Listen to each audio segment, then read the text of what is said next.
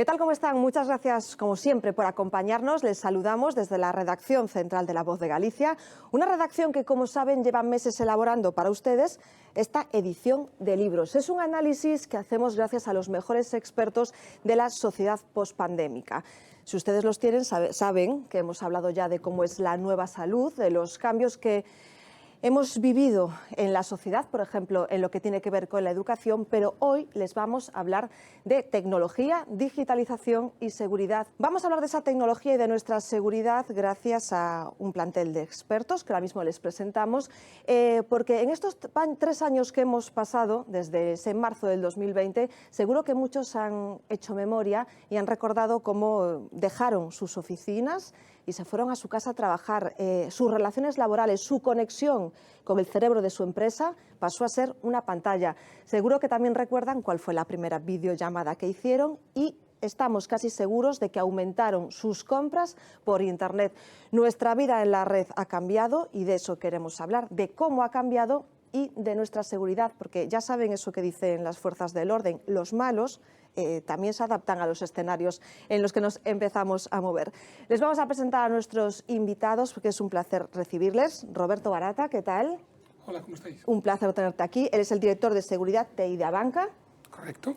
Tenemos a este lado a Santiago Reboiras, que sabemos que ha cambiado recientemente su actividad laboral, pero ha sido hasta hace nada jefe del Grupo de Investigación Tecnológica de la Policía Nacional de A Coruña. Hola, ¿qué Un tal? placer. Alberto González, jefe del equipo @Coruña contra la ciberdelincuencia de la Guardia Civil.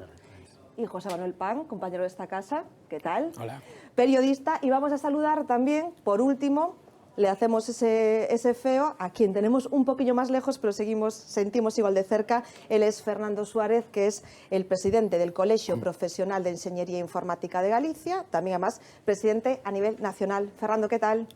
Hola, muy buenas tardes. Encantado de estar aquí con vosotros. Encantados nosotros. Gracias por acompañarnos. Hacia ti va a ir aparte de la primera pregunta. Vamos a empezar a desgranar este recorrido que hemos hecho desde ese marzo del 2020. Fernando, yo no sé si, o igual es una obviedad lo que vamos a decir, vivimos una situación evidentemente sin precedentes que para la tecnología y para nosotros como usuarios ha marcado un antes y un después, ¿no? Sí, bueno, vivimos en una sociedad totalmente tecnológica, digitalizada, prácticamente en todos los ámbitos de nuestra vida, ¿no?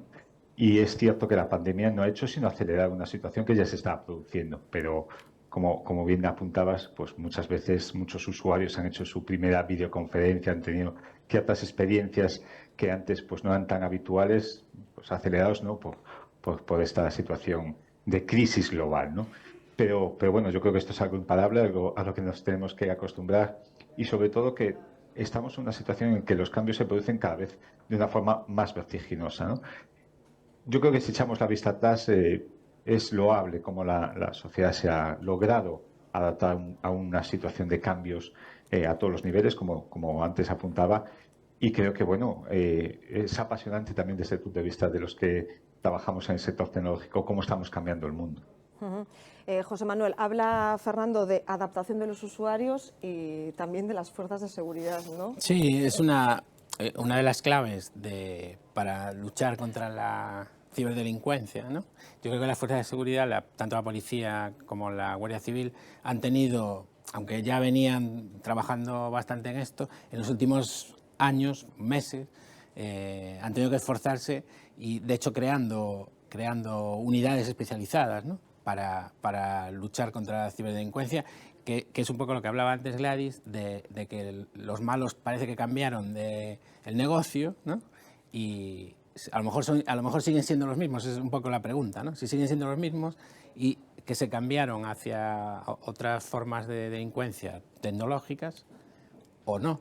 Eso es así, son los mismos. Alberto, mira un patín. Pues, en este caso tenemos que decir que evidentemente continúan existiendo los grupos criminales que ya se estaban dedicando a la ciberdelincuencia antes, pero también se ha abierto una vía nueva para aquellas personas que, obligadas a mantenerse en su domicilio y se dedicaban a otro tipo de actividades ilícitas, pues en ese caso ellos hasta esa situación pandémica les ha hecho valorar otra forma de adquirir dinero de una forma sin tener que jugarse el tener que salir y estar condicionado, porque en aquel momento también la fuerza policial en la calle era muy fuerte y están siempre supeditados a no ser vistos, entonces tuvieron que adaptarse a las nuevas circunstancias. En este caso la tecnología les ha abierto otras vías de adquirir dinero y lamentablemente muchos de ellos han visto que es una forma más rápida y sencilla de obtener sus beneficios y se han mantenido en esta situación. Claro, Santiago, yo entiendo que desde la Policía Nacional también, como todo esto empezó de forma abrupta, fueron pasando, hablábamos justo antes, las semanas, las fuerzas de seguridad se tuvieron que ir readaptando, viviendo nuevos desafíos, ¿no? Supongo. Bueno, nuevos desafíos yo entiendo que como todos, ¿no? En general, porque aquello fue pues un punto de inflexión, ¿no? Para todos nos dimos cuenta, tocamos suelo, nos dimos cuenta de lo frágil que era todo, ¿no? Toda nuestra seguridad. Pero yo, sinceramente, creo otra cosa. Fíjate, veníamos trabajando ya desde hace muchos años en el Cuerpo Nacional de Policía, desde el año 90 y pico, que ya había grupos especializados, del año 2002, quiero decir, que no era un tema nuevo, era algo incipiente, pero que dejó de ser nueva tecnología para ser otra cosa, para ser el día a día y de muchos delincuentes también. Pero sí que es verdad que nosotros tampoco en la pandemia, lógicamente ninguno de la fuerza del Cuerpo de Seguridad pudo dejar de trabajar, sino que al revés, incrementamos quizá más nuestro trabajo, que nos permitía además ir al trabajo todos los días e incluso teletrabajar también cuando fue necesario. Pero yo creo que si uno analiza estadísticamente los ciberdelitos que se han ido cometiendo, pues tampoco existe un incremento exponencial a lo mejor en la época de la pandemia, sino que bueno, ha ido creciendo de manera, eso sí, exponencialmente, ¿no? Con el paso de los años, pero también fruto, por un lado, desde mi punto de vista, desde el incremento de usuarios, ¿no? Que a día de hoy son, pues eso, 5.500 millones de usuarios de Internet en el mundo, ¿no? De los 7.000, casi 8.000 millones de personas, y el alcance de la tecnología, el alcance a cualquiera de nosotros. Y luego también hay otro que, si queréis, hablaremos luego, que es la cuestión del acceso a la ciberdelincuencia por parte de casi cualquier persona ya, ¿no? No es necesario, hay grupos especializados, por supuesto, hay grupos criminales, pero sí es cierto que hay determinadas tipologías delictivas a las que se puede acceder casi sin ningún tipo de conocimiento técnico. Es decir, yo lo llamo la popularización del cibercrimen, ¿no? Que yo creo que en eso estamos un poco inmersos ahora mismo. Con las dificultades, aparte que entiendo eso supone, hablaremos después. Roberto, yo no sé cómo tensionó la seguridad y toda la infraestructura de un banco, como es en tu caso Abanca, todo aquel parón que sucedió, que todos nos volviésemos digitales, porque en realidad el uso de la banca electrónica es altísimo, pero en aquel momento era obligatorio durante algunas semanas. Pues, a ver, yo creo que básicamente lo que ocurrió es aceleró un proceso que ya venía ocurriendo, un proceso de convergencia, ¿no? Ese proceso de convergencia era algo que en ciber es muy habitual, en donde ya era delgada la línea que separaba tu actividad profesional de tu actividad personal. Igual que el concepto físico de ir a la oficina a trabajar y ir a tu casa es muy separado, en la cuestión digital ya no lo era tanto entonces, pero se aceleró tremendamente, ¿no? Y eso es algo que no se ha contrarrestado, es decir, la convergencia entre lo personal y lo profesional ha sido tal que nos hemos quedado ahí, ¿no? El ejemplo es que se ha adoptado algo que no era tan habitual y que muchas empresas o muchos sectores estaban muy lejos de estar en un modo de mixto, por ejemplo, de teletrabajo. Y ahora estamos todos, hasta grandes organismos administrativos que incluso en nuestro caso como banco estábamos muy lejos antes de la pandemia de definir modelos que tenemos ahora de trabajo. Pero claro, si antes ibas a la oficina a desempeñar tus tareas de oficina y a tu casa y a tu vida social, a desempeñar tu vida personal y social, ahora todo esto se ha quedado unido, ¿no? Durante la pandemia tuvimos que construir esta capacidad, tuvimos que construir muy rápido la capacidad de en tu entorno personal ser capaz de desempeñar tus funciones profesionales, ¿no? El reto fue mayúsculo, es llevar la oficina a casa. Es verdad que en diferentes grados la tecnología estaba ahí para ayudarnos, pero los despliegues fueron masivos. Y cuando haces algo rápido y corriendo, las fisuras se notan más.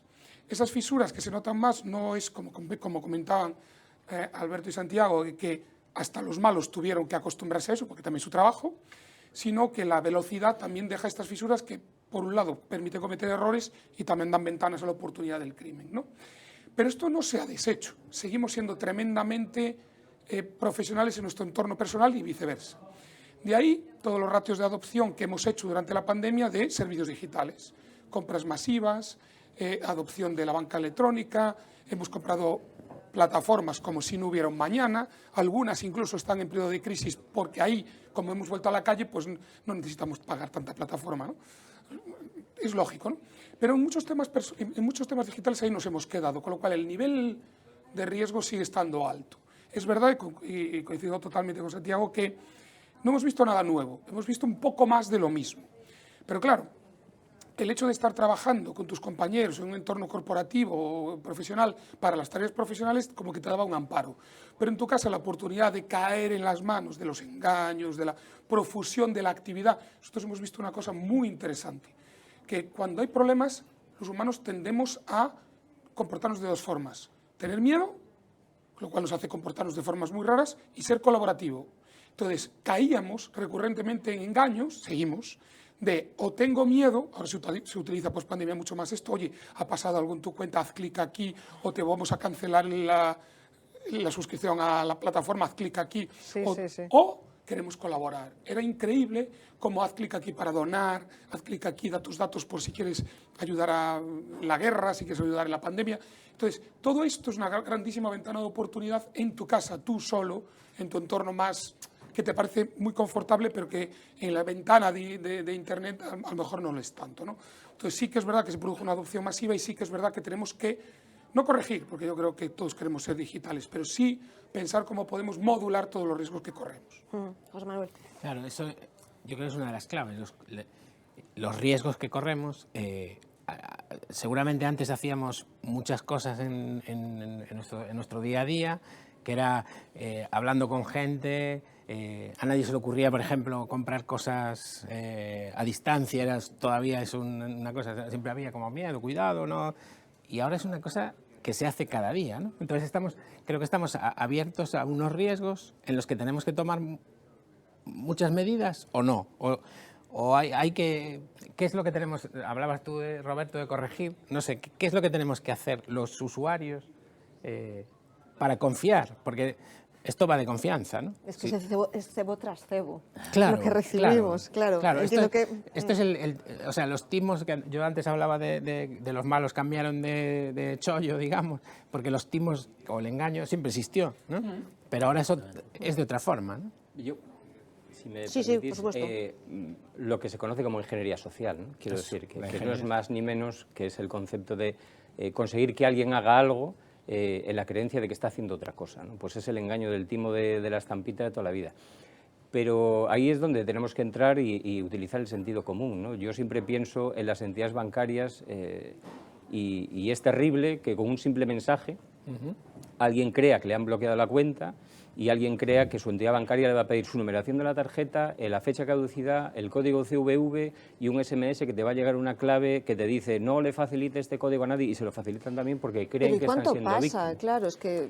Entonces, claro, ¿qué hace la entidad bancaria, no? Yo esto se lo he oído muchas veces a Roberto y no se lo voy a machacar porque seguramente la idea la va a dar él ahora, ¿no? Pero que efectivamente si tú das y aportas todos los datos que solamente el usuario puede tener, claro, pues ¿cómo previenes eso? Pues con educación, ¿no? Hay un concepto que nos hemos, que se ha implementado también, un plan operativo de la Policía Nacional contra la ciberdelincuencia, que se llama ciberurbanidad, ¿no? Es un concepto con el que ya estamos jugando, y la ciberurbanidad no es ni más ni menos que el pararse a pensar y el determinar qué medidas de seguridad debes de adoptar en tu día a día, que fundamentalmente es digital, ¿no? Y en el mundo físico lo tenemos clarísimo, pero en el mundo digital Bueno, en fin. Y tenemos no. que decir que Policía Nacional, Guardia Civil, tenemos contacto con los cuerpos en las redes sociales en los que nos alertáis en muchas ocasiones de está pasando algo y no es nuevo porque son modelos muy parecidos. No sé si lo ves así, Alberto. Nos mandáis mensajes, es decir, hacéis llegar mensajes al ciudadano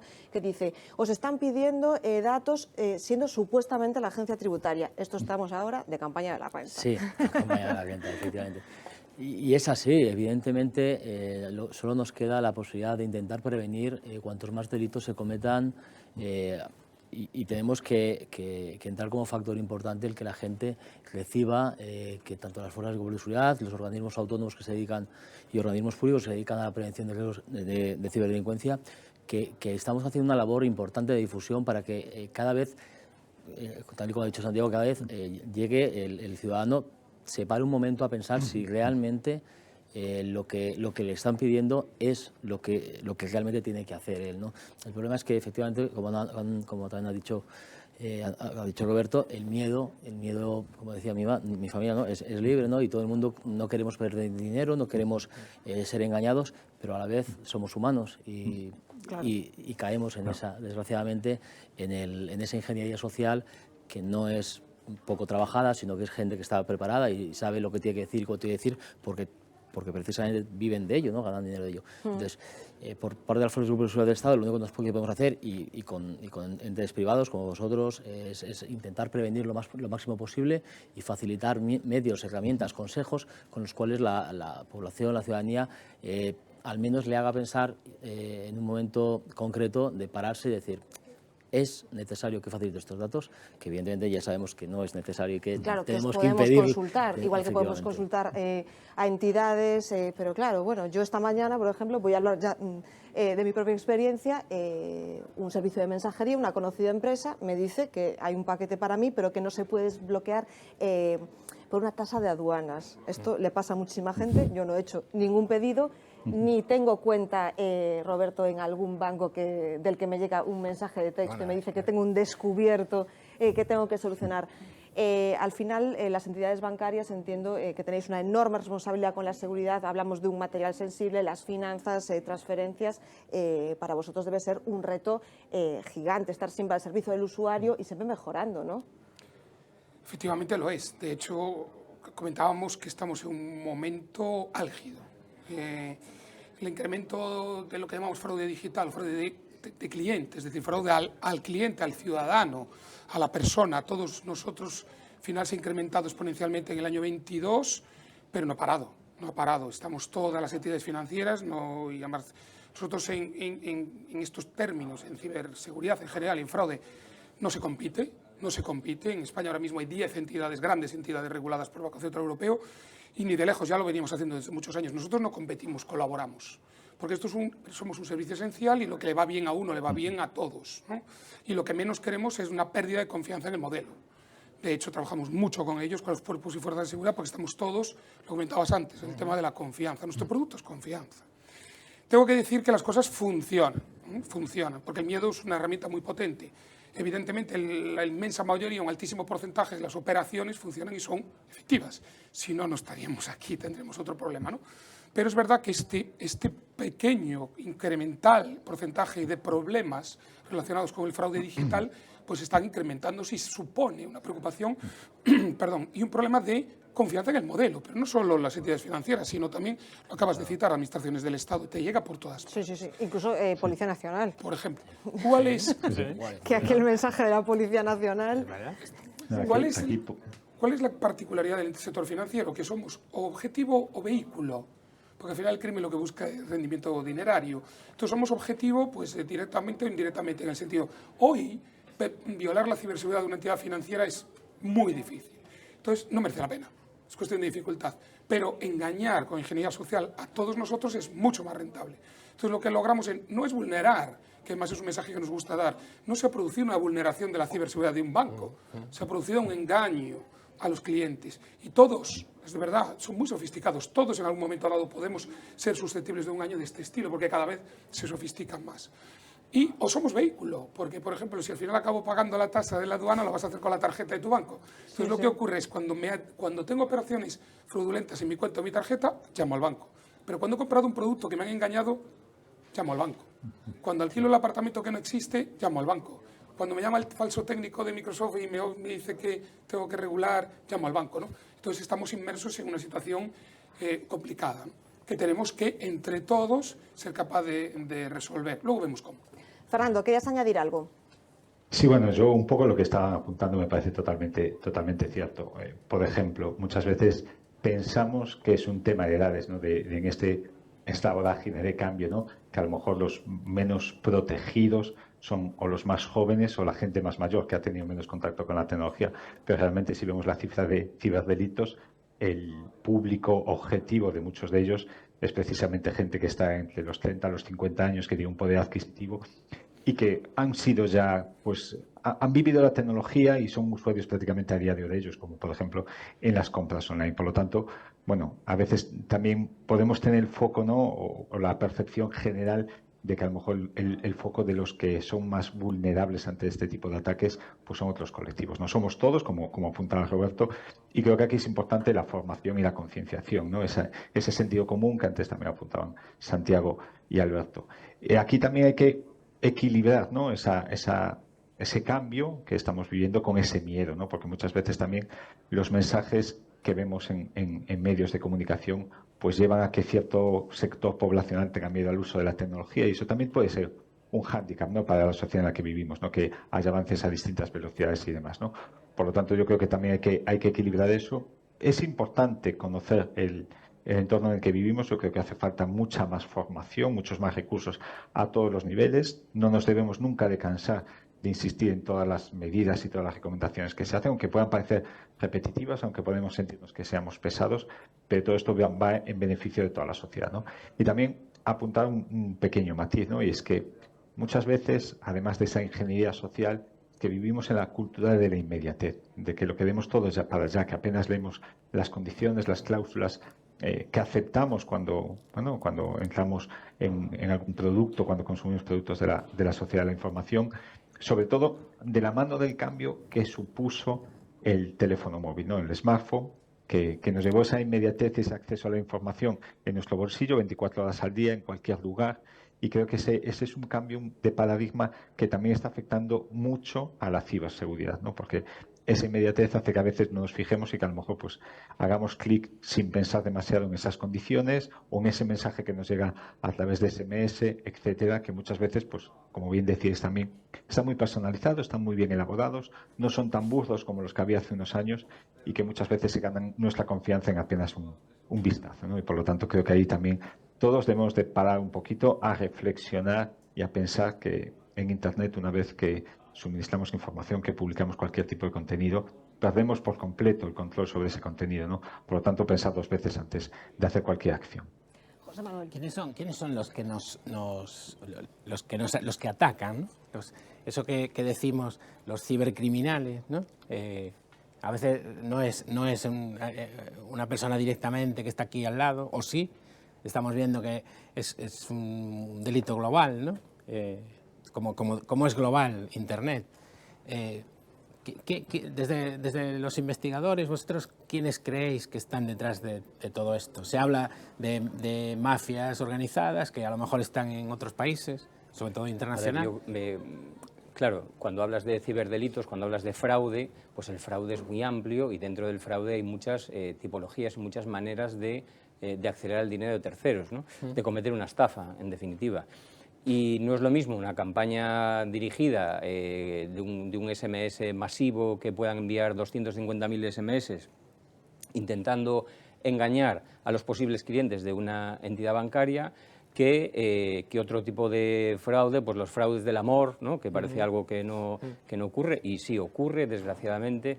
Entonces sí hay ciertos grupos y organizaciones criminales que muchas veces sí es cierto que no están en España, y eso a lo mejor no es por la investigación técnica, que también, sino por el flujo del dinero, ¿no? Por dónde se va el dinero. Entonces sí podemos llegar a determinar países donde se va o va a morir allí el dinero o se blanquea a través de ese país, pero yo insisto en que También hay determinadas tipologías delictivas que parecen ser cometidas por organizaciones criminales y, pues, y nos ha pasado a vosotros, me imagino que también, y de repente pues detienes a un muchacho, a un menor de 17 años, y eso es por experiencia propia, en un pueblo cercano a un pueblo, en una ciudad cercana a Madrid, que allí en su ordenador desde su casa pues había cometido fraudes de cientos de miles de euros, pues casi sin ningún tipo de conocimiento. Bueno, pues el ejemplo es Alcasec también, ¿no? Que es de esa misma onda y en ese mismo estilo.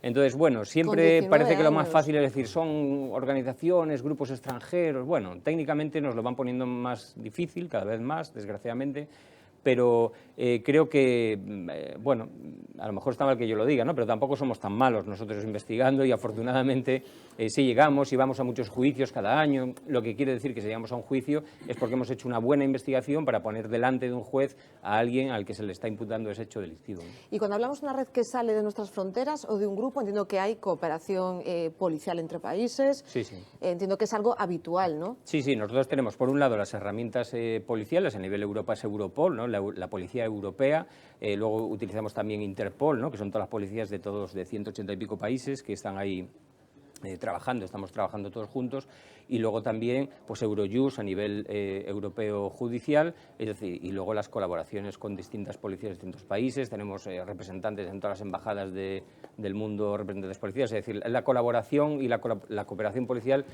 internacionales, sin eso estaríamos muertos, ¿no? Desde el punto de vista de la investigación, claro. Y de lo que sabéis o de lo que se sabe en las investigaciones, que va un poco con eso, cada vez que se representa en periódicos o en medios de comunicación a los delincuentes, a los ciberdelincuentes, Mira, ya saben de son lo que tipos estamos con hablando. capucha, con no sé qué, ¿no? Eso es así, o es un tipo que está, lo que comentabas ahora, un chaval a lo mejor desde su casa que encontró el botón adecuado y es un chaval que luego, y por ahí caen muchas veces, porque ellos tienen su propio ego también, y lo que les gusta pues es demostrar, ¿no? Que han triunfado, que se están lucrando de manera indebida y a un coste casi Esa vieja cero. imagen del hacker, esa que todos pensábamos de hace 15 años. Y luego es verdad Más. que en redes sociales, con otros usuarios y otras cosas, que por ahí es por donde a veces también, bueno, no vamos a dar más pistas, ¿no? Bueno, no creo que muchos de ellos se dediquen a ver, pero bueno, que sí es cierto, donde alardean de todo lo sustraído, del dinero que he ganado, con fajos de billetes, con, pues eso, con artículos de lujo, con relojes de 30.000 euros, en fin. Entonces, bueno, ellos también, por ahí es por donde lo demuestran, no llevan capucha, llevan Armanis, llevan, bueno, en fin. Alberto asiente Sí, como parte del día a día, efectivamente. claro. Y qué importante no solo es la investigación tecnológica, sino también esa investigación de por dónde va el dinero, ¿no? Que en muchos de nuestros casos es primordial seguir ese rastro, en la mayoría de las veces con ayuda de las entidades bancarias, y no solo de las entidades bancarias, sino en la cooperación internacional, policial que tenemos, con el asesoramiento muchas veces, incluso en Europol, que participan distintas empresas tecnológicas del ámbito de los antivirus, etcétera, que trabajamos conjuntamente en EcoCharlie 3. Entonces, es una labor efectivamente muy compleja. Tenemos herramientas que probablemente podrían dar más resultados, pero se hace con todo el esfuerzo posible. Pero sí que es cierto, y en este caso, que no es el hacker, que los hay activistas, hay hack activistas, hay falsas banderas que trabajan para países por noticias falsas, pero si nos referimos y nos centramos en el caso de las estafas, por ejemplo, pues evidentemente hay de todo, y efectivamente la visión del hacker idílica de capucha, y no solo hacker, sino que además dona parte a la sociedad. Sí, hacker red que está en un país como muy lejano, que es imposible. Yo no sé si pasa un poco, que aún hay que decirle a la gente eso al usuario de a pie, que hay que denunciar, que hay que ir a consultar lo que le pasa. Aún hay un poco de silencio en algunos casos, que os digan, es que yo pienso que tal, da un poco de vergüenza algunos casos. Sí, no, por supuesto. Cuando hemos hablado antes, Santiago, por ejemplo, de los Lomas Scams o de las estafas del amor, es evidente que muchos de estos casos la víctima no quiere entrar a denunciar. Porque después del golpe sentimental que se lleva, ve que va a ser peor el ir y denunciar eso, porque va a quedar en vergüenza delante de la gente. Entonces, yo creo que evidentemente es un error, ¿no? Porque porque tenemos que intentar saber qué es lo que ha pasado, llegar a través de las líneas digitales y del dinero a dónde lleva eso, pero también es cierto que en estos casos, por ejemplo, nos encontramos que es muy necesaria la cooperación policial internacional porque en algunos de los casos se asientan en el extranjero. Claro, entiendo que muchas veces, aunque parezca que te han sustraído pues una cantidad que tú puedes asumir y que no sea muy alta, al final informar a las fuerzas del orden de que eso está sucediendo también es útil. Eso sí está, había algunos datos sobre eso, de que existía, la Fiscalía me parece que comentaba hace muy poco, que existía una cifra oculta de delitos a través de Internet, precisamente por eso. Pero ¿no? una cifra negra del delito Una cifra negra. existe en todas las tipologías delictivas, ¿no? Cuando hay una presencia física de autor, 3/4 de lo mismo. A lo mejor al que le hurtan la cartera en la calle, Claro, o no, 50 euros, o tenía el coche abierto y le han llevado de allí cualquier dice, cosa, voy a ir a la dice, policía, ahora, claro. En fin, pues luego, le puede dar más pereza, ¿no? Y en estas tipologías, pues yo creo que lo mismo, pero es absolutamente aconsejable y necesario, porque delito que no conocemos, delito que no podemos investigar, es evidente. Claro, Fernando. Sí, a mí también me gustaría apuntar que hay una serie de delitos que tampoco son monetarios, ¿no? Que buscan otro tipo de recompensa o otro tipo de éxito, ¿no? Por ejemplo, bueno, se hablaba, por ejemplo, de los hacktivistas que buscan esa reivindicación que pueda ser política, social, etcétera. Están también empleados descontentos, están otro tipología de ciberdelincuentes, como puede ser todo lo que tiene que ver con el grooming, con el sexting, que también son muy peligrosos y que causan muchas veces un daño moral que también es mucho peor incluso que el económico, ¿no? Que ese económico, por ejemplo, que no se denuncia, pues obviamente es infinitas veces inferior que el que te puede causar un delito de este tipo, ¿no? Ciberacoso, etcétera. Pero sí que me gustaría hacer una pequeña matización sobre algo que habéis comentado, ¿no? El término de hacker, ¿vale? Que la propia Real Academia Española lo define como persona con grandes habilidades en el manejo de computadoras. Ay, que ya sabía que ibas a reñir, Fernando, que alguno me iba a reñir. No riño. No, que es cierto, no está bien expresado. Que investigan sistemas informáticos para desarrollar técnicas de mejora, ¿no? Es decir, un hacker es una persona que busca la compartición del conocimiento, el progreso, que la tecnología mejore y que llegue a todos los sectores, ¿no? Otra cosa es un delincuente, que es de lo que estamos hablando, y un ciberdelincuente, pues en concreto, que usa medios tecnológicos para cometer este tipo de delitos, ¿no? Pero yo creo que los hackers hay que verlos en positivo y que hay que también romper una lanza en favor, ¿no? de una comodidad que ha permitido que Internet, que la tecnología sea lo que es hoy en día gracias a sus conocimientos y esa capacidad y esa vocación de mejora. ¿Cuántos de estos mal llamados hackers forman parte de equipos de empresa? Entiendo que han colaborado con vosotros. Y con los que colaboran con nosotros habitualmente. Efectivamente. Yo quería decir como que era que un término así viejo. Aclarado queda. Muy bien, Fernando. No, yo quería también una cosa, recordar que efectivamente, y un poco también lo comentaba Fernando ahora, o antes, estamos en una sociedad ya totalmente tecnológica, ¿no? Todo va tan rápido, todo está avanzando de una... Bueno, el móvil, por ejemplo, pues el móvil es toda la información que llevamos en el móvil y que pensamos, si ahora pierdo el móvil, perdería muchísima información de mi vida diaria, ¿no? Entonces yo creo que es fundamental un poco lo que hablaba Fernando, de informar, educar, ¿no? Por una parte, la educación que llega a través de la formación, y por otra, la labor que hacen tanto las fuerzas de seguridad como las empresas para su propia protección a la hora de que podamos vivir en una sociedad tecnológica que está avanzando a pasos rapidísimos, ¿no? ¿Cómo nos adaptamos a eso? Sí, y que si lo pensamos, si echamos la vista atrás, el smartphone con carácter masivo apenas tiene 16 años, ¿no? La penetración comercial masiva es del año 2007. No nos hemos adaptado tan mal, ¿no? A un cambio que no tiene precedentes en la historia de la humanidad. El 3 de abril se celebró el 50 aniversario de la primera llamada de teléfono móvil. El teléfono tradicional le llevó 75 años llegar a 100 millones de usuarios. Pero en pandemia, por ejemplo, apuntábamos prácticamente toda la sociedad ha hecho videollamadas. A lo mejor costaba un poquito más al principio, a lo mejor no eran capaces de enfocar la cámara, se veía al revés, no se oía y demás. Pero es increíble, si echamos la vista atrás, como en tan solo 16 años nos hemos adaptado a un dispositivo que ha cambiado nuestra vida a todos los niveles por completo, ¿no? Por lo tanto, yo creo que también ahí eso hubiera sido impensable, ¿no? Y ahora cualquier avance es cada vez más rápido, ¿no? Sería prácticamente imposible una tertulia como esta no hablar de ChatGPT, que ha llegado a 100 millones de usuarios en apenas 2 semanas. Por lo tanto, creo que es algo que como sociedad no lo estamos haciendo tan mal como a lo mejor podíamos pensar, ¿no? Pero sí que es cierto que hay riesgos, hay que conocerlos, hay que comunicarlos, hay que concienciar a toda la gente de que sea consciente de a qué nos enfrentamos cuando usamos la tecnología. Pero insisto, creo que no lo estamos haciendo tan mal, sobre todo si miramos la vista atrás y si hace 20 años nos dijeran cómo iba a ser la sociedad actual, pongo el ejemplo de Minority Report, que nos parecía ciencia ficción y llegó mucho antes de lo que podíamos pensar, pues aquí estamos. Al final, qué bien nos hemos adaptado, usuarios de todas las edades, pero qué prisa tenemos, Roberto. Y voy a por ti porque sabes que eso de doble verificación de los bancos, o sea, todos hemos hecho alguna operación en la calle y hemos dicho, pero otra vez esto, pero tal. Nos falta, yo creo que forma parte de lo que decíais de la concienciación, de la formación, de la pedagogía, decir paciencia, eso tiene un proceso, estamos hablando de datos muy importantes, en muchos casos nuestro propio dinero.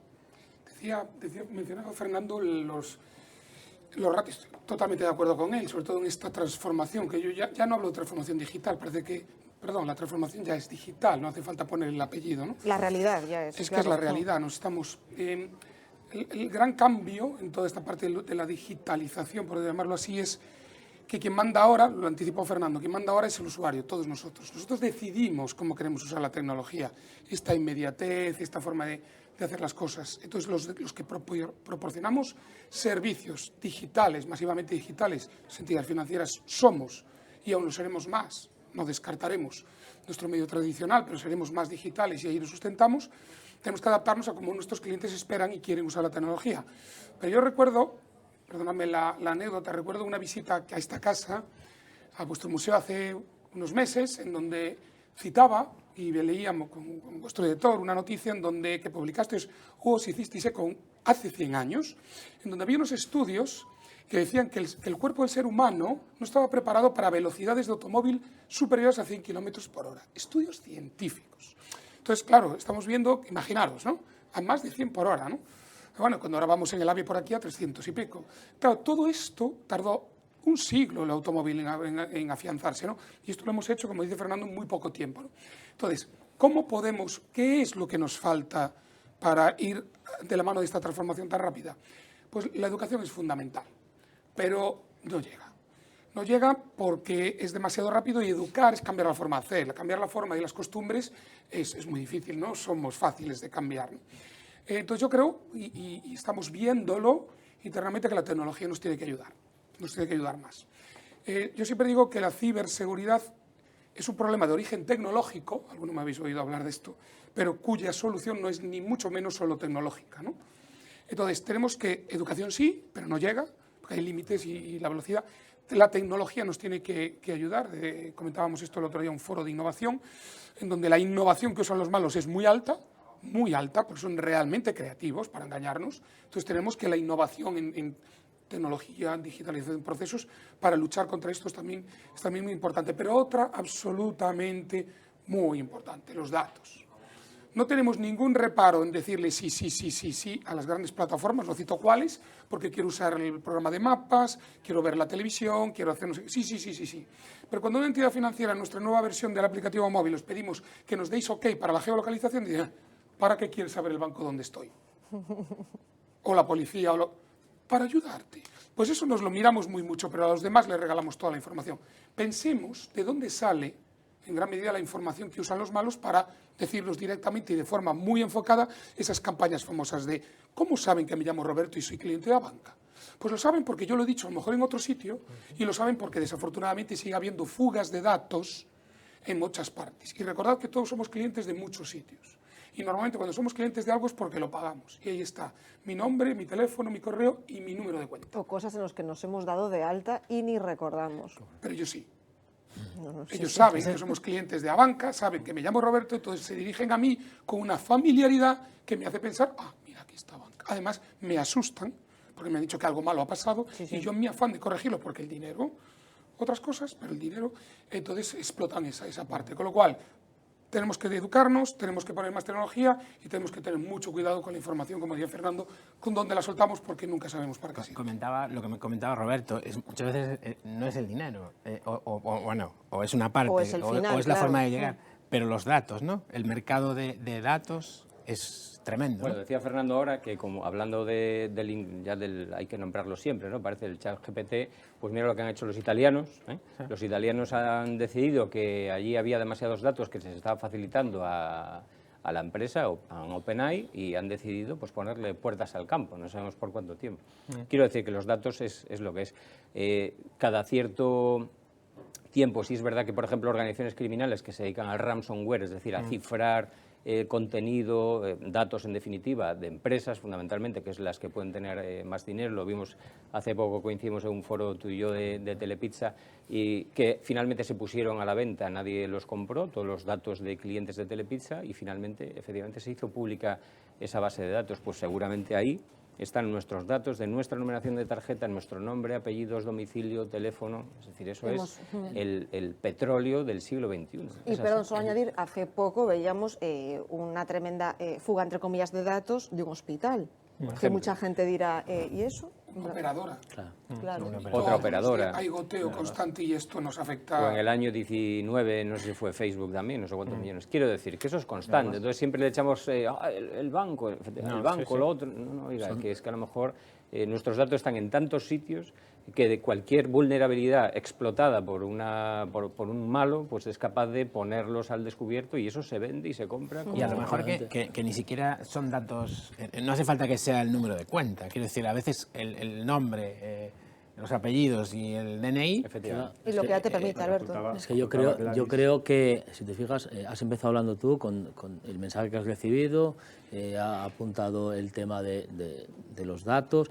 Es que realmente es en sí el dato. El dato, ya sea de una forma inocente que se pueda caer o engañada, facilite los datos. Esos datos luego son utilizados por ingeniería social y utilizado por gente que sabe utilizar esa ingeniería social, es lo que provoca luego que el engaño cuando se dirigen a las víctimas, produce un engaño que prácticamente para ellos no es un engaño, porque se creen realmente que están con el operador o con la empresa concreta, porque realmente todo lo parece, y todos, como han dicho ellos, todo eso parte muchas veces de datos y simplemente de estas empresas que creemos que no nos van a hacer ningún daño darle los datos a las grandes empresas multinacionales o a los servicios, que para nosotros, que al fin y al cabo es para facilitar la labor del usuario, ¿no? Facilitan que tú tengas todo en un momento, inmediatez, rapidez, sencillez, que lo veamos todo muy sencillo y muy fácil, pero evidentemente son las grandes plataformas o las empresas de compra, etcétera, donde a veces es más fácil entrar y conseguir y obtener datos que de grandes bancos o de grandes empresas. Claro. Fernando. Si no, apuntabas, Gladys, el caso del hospital en Barcelona, el Clínic, que de un ataque tipo ransomware, que encriptaron esos datos, pedían un rescate para que pudieran continuar con su labor, ¿no? Porque al final, cuando están esos datos encriptados, no podían tener su operativa normal, tuvieron que suspender un montón de operaciones, un montón de servicios asistenciales, y cómo se produce también una evolución en el sentido de que pues estos criminales amenazaban con hacer públicos esos datos extremadamente sensibles, como son los datos sanitarios, los datos de salud, ¿no? de nuestra más estricta intimidad, ¿no? Nuestra esfera más personal, ¿no? Por lo tanto, también vemos cómo esos datos son el valor, ¿no? Ese petróleo que antes decían, que muchas veces lo usamos libremente, pero que muchas veces pues se puede buscar vulnerabilidades en todos los sentidos, ¿no? Antes apuntaba Roberto que al final es muy difícil atacar a una entidad bancaria de forma directa, pero si se hace a través del eslabón más débil, como se suele decir, ¿no? Que es el usuario, pues se pueden buscar vulnerabilidades, vías de entrar, ¿no? Esas brechas en la seguridad, ¿no? Entonces, bueno, creo que es importante que todos sepamos que estamos dando una información muy sensible, como son nuestros datos de carácter personal, que es la forma de intercambiar a día de hoy.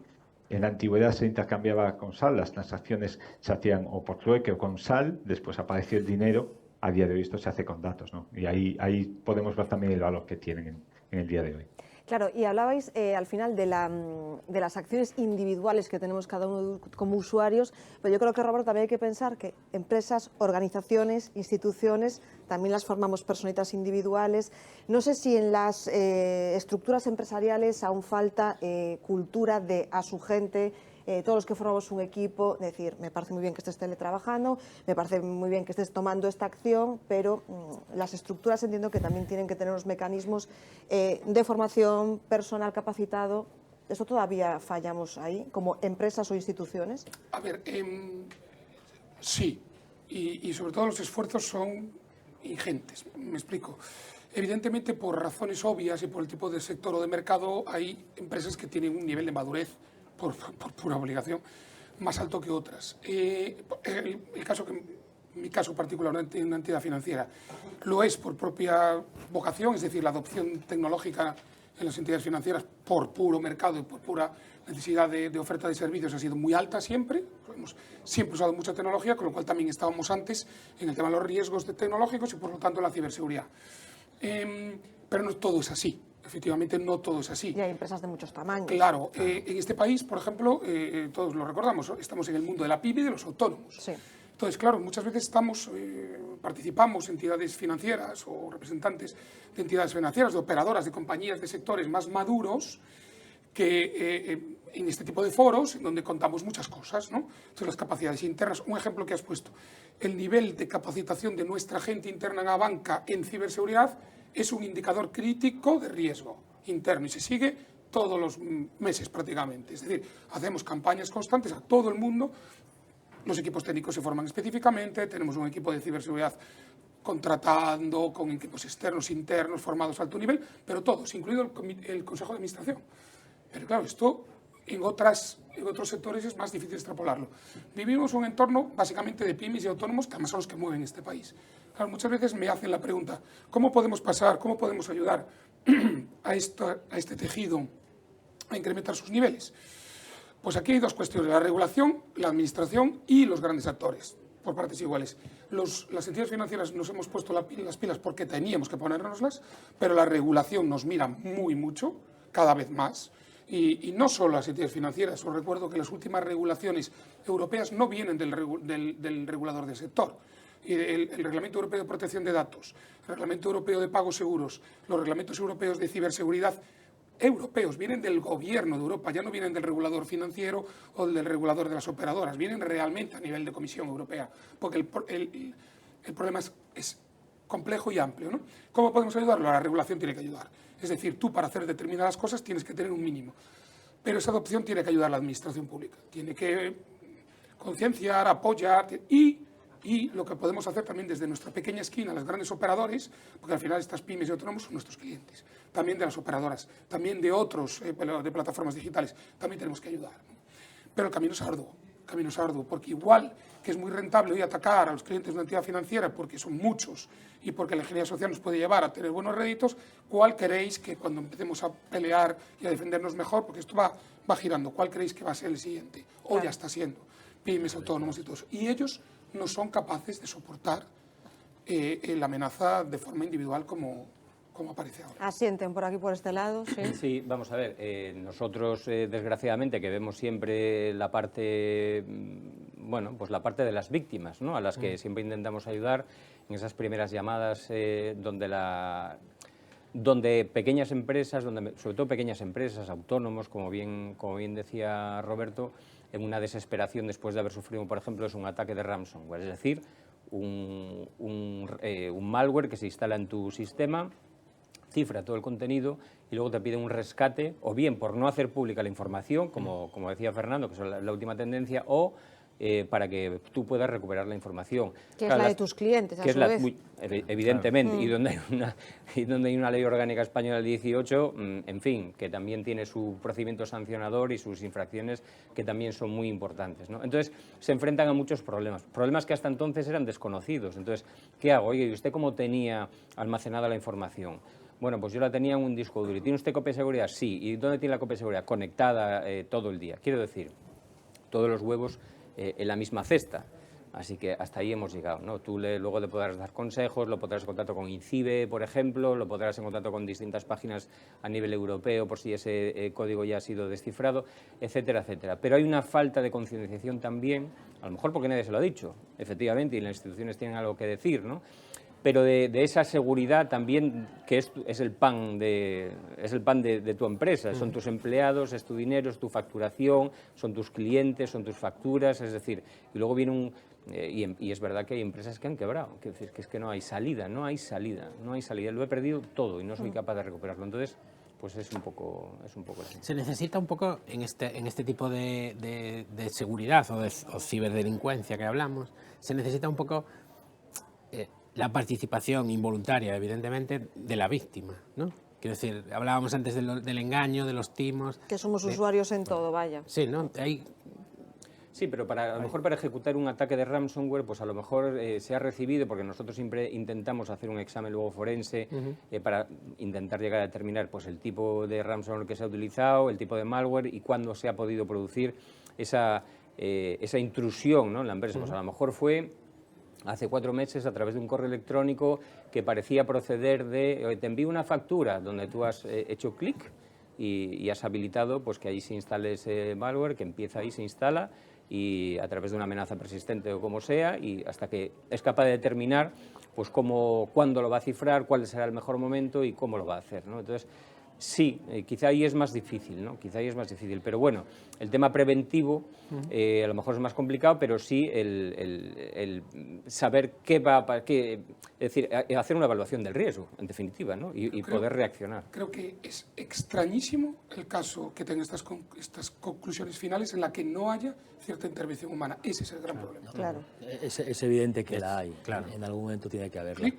lo que sea. Porque efectivamente, si no nos vamos a algo tan técnico como un ransomware, actualmente los ciberdelincuentes están atacando a las pequeñas empresas porque evidentemente los grandes lobbies o las grandes empresas tienen una capacidad de seguridad mayor. Entonces, evidentemente van a ir bajando escalones, empresas, pymes y los autónomos. Y si ya están saqueando también a lo que es la ciudadanía, acabará siendo más incipiente cuando los distintos estamentos o los distintos niveles vayan adquiriendo más conocimientos de seguridad. Y en esto quiere decir, y es evidente que hay un problema, y la mesa lo dice, porque además ya las administraciones, como puede ser el Ministerio del Interior, ya están lanzando a través de la forma en la que cala más en la gente, que es visualmente, campañas contra la ciberdelincuencia, contra los delitos. El ayúdanos a protegerte, ¿no? Bien, nosotros podemos formarte, podemos darte noción, pero en el último momento tú eres parte importante de la toma de decisión. Y con eso, pues ahora llegamos, en muchos de los delitos que nos llegan ahora a la mesa, pues tan dispares, ¿no?, como el de la propia cambio de cuenta bancaria que llega en una factura falsa y es simplemente el creer que estás hablando con la persona que conoces o que no conoces, porque las grandes empresas ahora la inmediatez es muy importante, volvemos un poquito también al tema de la inmediatez, claro, ¿no? El que trabaja con dinero, pues a lo mejor no le resulta claro el que cambia una cuenta, pero a veces... Y ese correo electrónico es súper conocido porque todo te suena. Evidentemente, la ingeniería social está para que parezca claro, que todo es igual, ¿no? Pero sí es verdad un poco ahondando en eso, que también hay muchas timos, digamos, o engaños en los que te ha tocado correo electrónico, te ha tocado 100 millones de euros en la lotería húngara y tú dices, pero si yo no jugué nunca a la lotería húngara, pero voy a probar. Eso, ¿no?, ha existido siempre. Antes eran cartas que llegaban en sobres. Antes eran cartas que llegaban en sobres. Te engañaban, querías dinero y querías... Por supuesto que existe. A mí me parece, efectivamente, ahí puede caer menos gente o puede ser menos dañino, pero, por ejemplo, una de las que están llegando últimamente, que es súper sencilla a efectos de cómo adquieren dinero, es el famoso mensaje de que tu hijo se ha roto el móvil. Que es un mensaje de WhatsApp, sí, en el cual se dirigen a ti como papá, no te dicen nombre, no te ponen más, te están dando el miedo de que se le ha perdido el teléfono, necesita dinero para poder continuar. Y de ahí, evidentemente, no todo el mundo caerá, pero si un 10% de las personas que reciben ese mensaje, que es un mensaje que no se genera un trabajo tecnológico detrás, no lo hay. Es ingeniería social pura y dura, es escribir texto, tener las tarjetas para hacerlo y remitir. Y es súper sencillo. Y el beneficio es rápido porque es inmediato y le sumamos además la transnacionalidad y la inmediatez de que el dinero vuela. Y vuela, y a las fuerzas de seguridad del Estado, a los bancos y a los organismos estatales, el que haya 3 saltos de cuentas por toda Europa es muy complicado. Y eso es lo que tenemos ahora. Claro, os podemos preguntar, en cada caso, tanto Santiago como Alberto, ¿qué es lo que, ya sé que no os gustan nada los términos absolutos, pero ¿cuál es el caso que más os encontráis? No sé si vais a coincidir. Dentro del fraude, ¿quieres decir? Sí. De un usuario de a pie, ¿qué es lo que más os encontráis que suceda? Es que es muy complejo, quiero decir, es muy difícil determinar porque además son campañas, esto es algo cíclico, de repente pues se hace una campaña donde se hace un phishing, da igual que sea a través de un SMS, de lo que sea, y a lo mejor en una semana pues tienes una serie de víctimas de la misma entidad bancaria que ha recibido ese mensaje, que ha contestado y ha facilitado sus datos, su numeración, etcétera, etcétera, lo que decíamos antes. Y de repente pues llega ahora la campaña de la renta. Y claro, oiga, que es que no, usted ha hecho la renta. Y dice, no. Entonces, ¿cómo le va a devolver a Hacienda si usted todavía no ha hecho la renta? Y dice, hombre, yo pensaba ya que ya era así, ¿no? De rápido, claro. De repente llega la Navidad o llega el Black Friday y entonces hay que ponerse las orejas así tiesas y advertir a la población que, oye, que no ha llegado el Black Friday, que... En fin, es todo como muy cíclico y se va repitiendo. Entonces, yo no sería capaz, no sé si tú eres capaz de decirlo, pero no sería capaz si... ¿Es fraude? Sí. ¿Es todo fraude? Sí. Ahora, el ser capaz de... La tipología, digamos, afinar claro, tanto... Ya. Hay ¿Tú tienes sensación? tantas tipologías que es difícil efectivamente marcar. Pero sí, para mí personalmente, es lo que sí que me parece muy complicado y me parece primordial que entre en conciencia en la ciudadanía, es que eso se genera porque hay los datos. Entonces, a mí se me está generando muchísima problemática respecto a las personas que han cedido su DNI por redes sociales en una simple compra de un producto a través de Internet, el que sea. Me es igual, pongamos piso, pongamos lo que sea. Ese DNI, el problema es que nos está generando es que esos datos no van a ser utilizados para estafar, que van a ser estafados también, por supuesto, pero la mayoría de las veces van a acabar siendo titulares de cuentas bancarias, de líneas de teléfono, en las cuales van a ser un punto de investigación policial, y es esa cesión de esos datos tan íntimos como es tu nombre, tu DNI, la foto de tu DNI. Y eso es lo que genera que posteriormente vengan ya no solo el problema económico que la víctima tiene, sino todas las molestias que van a venir, porque vamos, podemos asegurar que va a acabar siendo parte de un entramado en el cual su DNI se va a utilizar para hacer otras estafas. Y eso es quizás lo que a mí personalmente actualmente me preocupa y mucho. Sí, el DNI, eso lo que Es que hablábamos puede antes. ser otra persona con estos datos que acabas de decir. Claro, Te puedes dar de alta casi en cualquier servicio. Claro, y es un poco lo que hablábamos antes, hace, no sé, pues de 10 años, cuando ya, bueno, esto ya no es esto ya siempre hubo, ¿no? Lleva muchos años ya la ciberdelincuencia actuando por ahí. Pero a lo mejor hace 10 años o así, yo empezaba a oír, cuando se hacían balances de delitos y tal, se empezaba a oír algo de esto de, no, hay una cosa que se llaman ciberestafas y tal, cuidado. Y había ya en aquellos momentos que te empezaban a decir, mire, tenga usted cuidado, no dé sus datos, y igual que no da usted su DNI en la calle al primero que se lo pide, no se lo dé al primero que se lo pide a través de Internet o tal. Y eso sí es así. Incluso, bueno, pones el ejemplo del DNI, que a veces incluso cuando te lo pide un policía, DNI, esos datos, mío, ¿no? eso es mío, ¿no? Eso es mío. Está protegido, ahí está protegido. Y sin embargo, te lo pide no sé quién a través de Internet. Pero bueno, ahí y las se lo entidades da. bancarias, por ejemplo, utilizando el Know Your Client, ¿no? El que hay hace, pues sí que, en fin. Pero una serie de medidas específicas para poder asegurar que la persona que está, por ejemplo, pues abriendo una cuenta bancaria es esa persona quien dice ser, certificado por un tercero y tal. Pero yo recuerdo también que llegó un momento que alguna entidad bancaria decía, oiga, pues estoy para abrir una cuenta, primero envíeme simplemente la fotocopia. Bien, sí. Se hacían con esas fotocopias a través de falsas ventas en Internet y tal. Dice, no, ahora hágame usted como una especie de prueba de vida, ¿no? Hágase una foto, un selfie con su DNI y los malos te decían, oye, si usted quiere vender su coche, mándeme una foto con su DNI. Dice, no, ahora ya un vídeo. Dice, bueno, pues un vídeo. Pues los malos dicen, oiga, yo para saber si es usted el que vende el coche, hágase un vídeo y paseando y tal, y bueno, y en fin. Y todo eso se sigue utilizando. Entonces, bueno, pues hay que ir implementando medidas que sean lo suficientemente farragosas para los malos y que, bueno, pues al final cambien de actividad o se dirijan a algo más fácil, ¿no? Y que identificados nos sentimos con todo lo que estamos escuchando aquí. Fernando, que te tenemos que despedir, pero me gustaría que nos dieses tu conclusión, porque al final yo creo que todo esto va a decir aprovechemos las bondades de la tecnología, pero tengamos un poco de cuidadito, ¿no? Sí, efectivamente. Yo creo que la tecnología obviamente está aquí para quedarse. Como se ha apuntado, cada vez tendremos más disponibilidad de servicios tecnológicos para cualquier ámbito de nuestra vida, por lo tanto deberíamos acostumbrarnos a usarla, ¿no?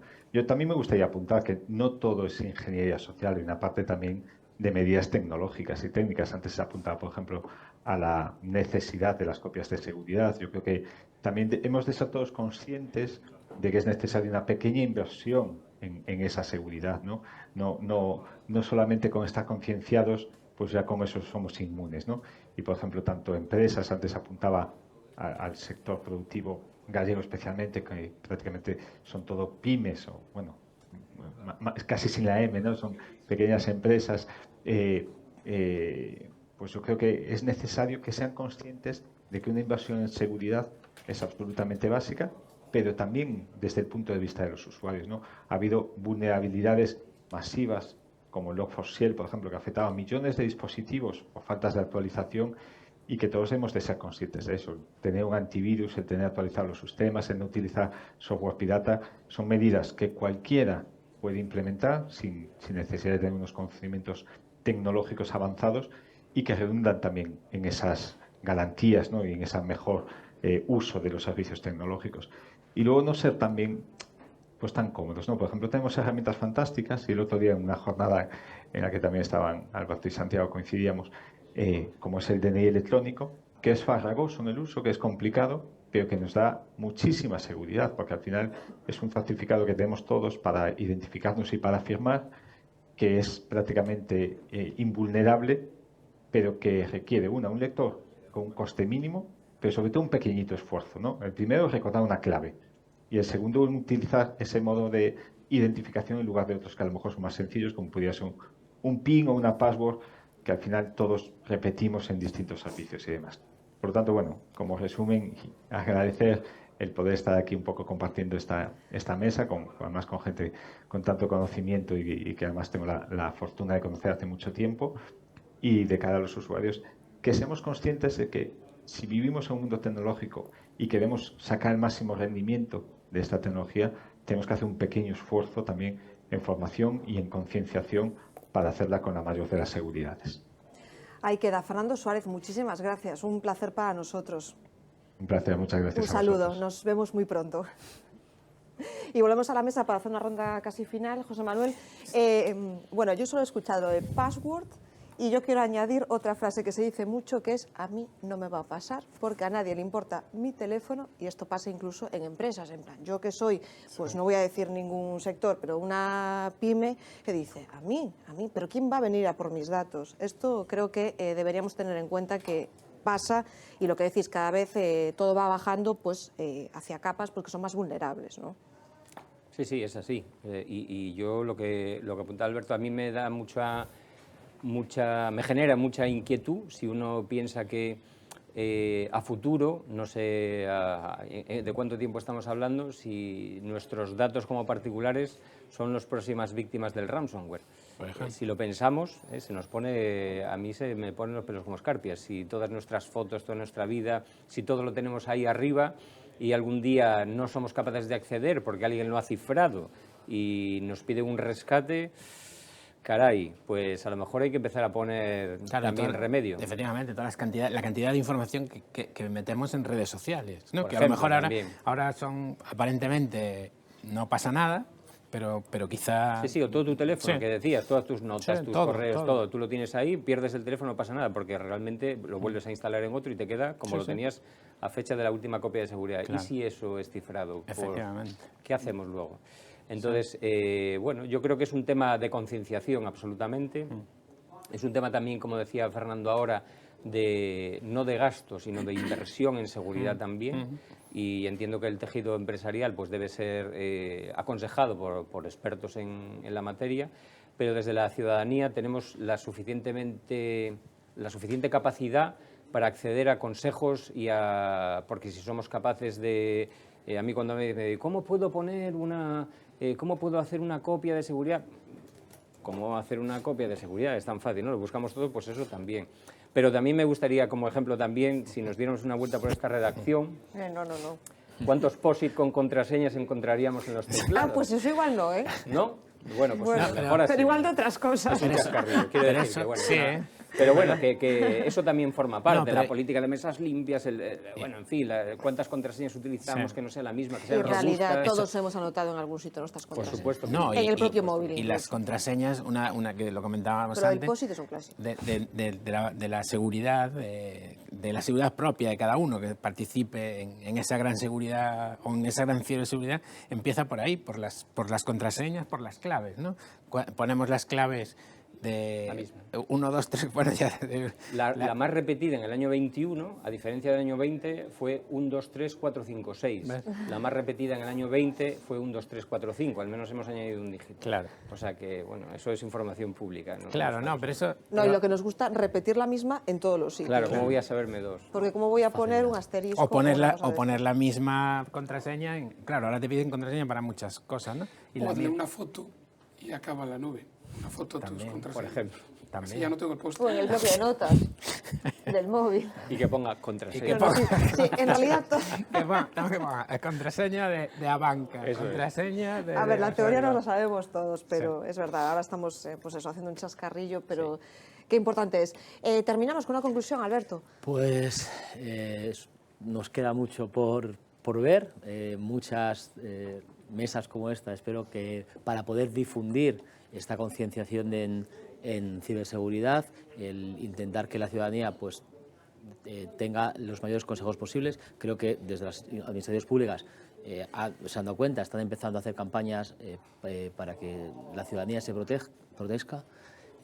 Creo que deben ser más, creo que deben participar, ya lo hacéis vosotros, con programas como este. Creo que tiene que ir en aumento, creo que las fuerzas y cuerpos de seguridad del Estado estamos súper dispuestas a dar más mensajes como este, ¿no? de protección. Existen ya desde los colegios, como en ambos cuerpos, clases para que los niños en ciertos temas tengan una formación digital en ese aspecto, y sobre todo para que sepan lo que pueden o no pueden hacer, y que no se puede hacer cosas malas con esos medios. Pero hace falta que también los colegios también se involucren, que ya lo están haciendo, pero un poquito más, y las empresas, porque nos damos cuenta que es cierto que ahora están llamando mucho más, preguntan mucho más.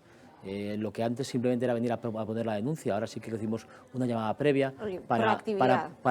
para poder orientarse, para saber si está bien lo que van a hacer. Entonces, eso lo agradecemos, pero es cierto que también en cada sector la banca lo hace, pero a lo mejor en otros sectores industriales no existe esa unión como sector, y realizar formaciones específicas para ese tipo de empresas, que evidentemente nosotros ya se están dando en algunos de los casos, pero creo que debería ser mucho más debería aumentar. Roberto. El mundo digital es bueno, ¿vale? Y funciona. Nos hace disfrutar mucho más de muchas cosas. Es imparable, pero no es imparable porque estemos abocados a, es imparable porque nos hace más cómoda la vida, porque nos da cosas que no teníamos y porque lo deseamos y lo utilizamos, tanto como particulares, como sociedad, como empresas, como gobierno, como administración. Es muy útil, tiene unos riesgos que hemos citado antes aquí, pero básicamente funciona. ¿Y cómo debemos enfrentarnos a esto? Pues recordemos que además de funcionar, es una magnífica oportunidad profesional y económica. Datos: las universidades gallegas no son capaces de formar a todos los profesionales de tecnología, incluida la ciberseguridad, que necesita Galicia en este momento, ni de lejos. Los números de los profesionales de ciberseguridad, de analítica de datos, de tecnología que necesitamos en España, son abrumadores, con lo cual es una grandísima oportunidad para profesiones del futuro, para empresas, de todo. Es decir, funciona y es nuestro mercado. De hecho, la propia agenda española, la agenda europea, por eso tenemos tanta regulación, para corregir las debilidades y los riesgos de la economía digital, pero es nuestro futuro. Funciona. Tenemos que tener cuidado con estos riesgos. El problema es el ratio de adopción tan rápido que tenemos en esto. Como personas y particulares, sentido común, lo que pasa es que no es el más común de los sentidos, el miedo, la prisa y la avaricia no son los mejores compañeros. No hay iPhones 18 a 4,99, sobre todo porque no hay iPhones 18. Entonces, no. Cuidado. En el ámbito empresarial tenemos que seguir trabajando en la concienciación y en el desarrollo de preocupación por esto. Y en aquellos ámbitos, como hablábamos, de pymes, tenemos asesor, no sabemos de contabilidad, tenemos una asesoría, no sabemos de laboral, tenemos una gestoría, tenemos una aseguradora. ¿Por qué no tenemos servicios en nuestra empresa informática, ¿no? Que siempre tenemos alguna, la que nos vende los ordenadores? Preguntemos, pidamos, no tenemos que saber de todo, como lo hace cualquier autónomo y cualquier pyme. Busquemos esos servicios, y esos servicios, es lo que decía antes, forma parte del futuro de la economía, incluso digital, pero en Galicia y fuera. Entonces, lo que tenemos que hacer es eso, sentido común y tener cuidado con estos riesgos, pero es que es el futuro. Y así nos vamos, José Manuel. Sí, yo Lo que creo nos queda por contar. Sí, pero yo creo que la ciberseguridad es la seguridad, ¿no? Tiene de la realidad en la que nos movemos. Claro, es el futuro que ya es presente, ¿no? Y que nos movemos en esa seguridad, que se llama ciberseguridad, evidentemente, por la forma en cómo se manejan las nuevas tecnologías, pero creo que es el futuro digital es presente digital. Como decía antes Roberto y Fernando, esto no se va y ha venido para quedarse y para mejorar nuestras vidas, pero... Y mejoremos con sentidillo. Como ese coche del que hablabas, del anuncio de que a 100, ¿no? Si llegabas a una velocidad de 100, pues claro, hoy tenemos que adaptarnos mejorando, ¿no? Pero de verdad. Roberto Barata, gracias. Ha sido un placer.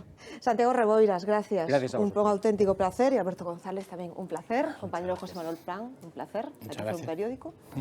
Así nos vamos. Gracias a ustedes, como siempre, por seguirnos. Recuerden, el próximo libro de esta edición especial de la sociedad postpandémica lo tienen en sus kioscos. Nos vemos muy pronto. Gracias.